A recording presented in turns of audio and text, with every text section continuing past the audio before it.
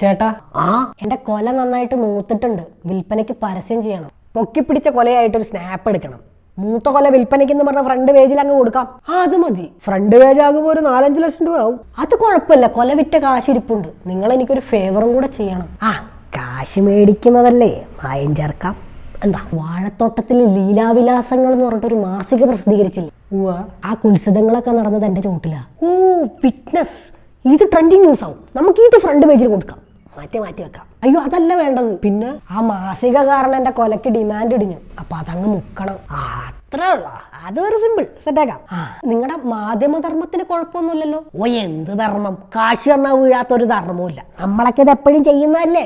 കാശ് തന്ന് പരസ്യം ചെയ്യിപ്പിക്കണ കമ്പനി എന്ത് തോന്നിയാസം കാണിച്ചാലും നമ്മൾ വാ തുറക്കൂല, മുക്കും.